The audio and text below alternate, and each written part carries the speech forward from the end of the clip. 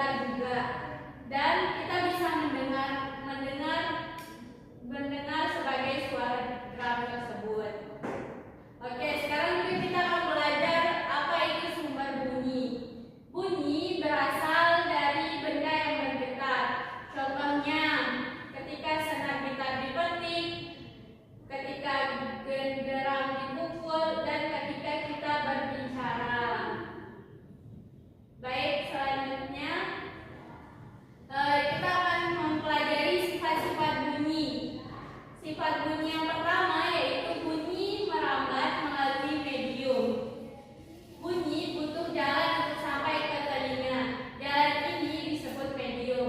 Bunyi juga bisa melewati udara, seperti saat kita mendengar teman berbicara. Kemudian melewati air, seperti suara siren kapal yang terdengar di laut. Kemudian melewati benda padat, seperti suara ketukan dari balik pintu. Oke. Di sini Ibu akan menyuruh kalian mencoba untuk menempelkan telinga kalian ke meja, lalu minta teman mengetuk ujung lainnya. Kalian akan tetap bisa mendengar ketukannya. Silahkan dicoba. Oke, aku tempel. Bentar dulu. Oke. Baik. Selanjutnya adalah sifat bunyi yang kedua, yaitu bunyi tidak bisa merambat di ruang hampa. Ruang hampa adalah suara tanpa udara. Di sana bunyi tidak bisa bergerak karena tidak ada medium. Contohnya itu misalkan kita ada di gudang. Nah, di gudang itu kan tidak ada apa-apa, jadi suara kita bisa bergetar atau bisa merambat lah. Oke, maka kalau seseorang berteriak di luar, orang lain tidak bisa mendengarnya. Oke, kita teriak di ruang hampa tersebut, dan orang yang di luar itu tidak bisa mendengar suara kita dari luar. Kita hanya bisa mendengar suara kita sendiri. Oke, sifat bunyi yang ketiga yaitu bunyi bisa dipantulkan. Bunyi yang menyentuh benda keras bisa kembali lagi. Ini disebut pantulan bunyi. Jika pantulannya terdengar jelas, kita sebut itu gema.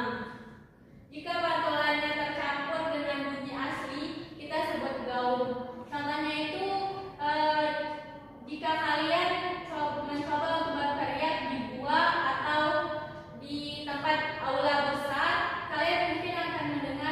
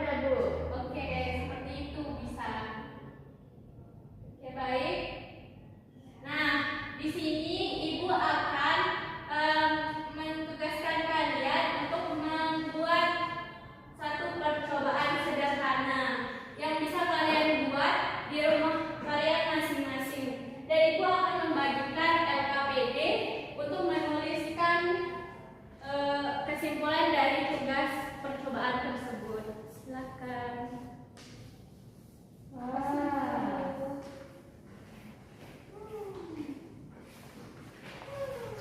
Oke, baik anak-anak, sekian materi yang bisa Ibu sampaikan.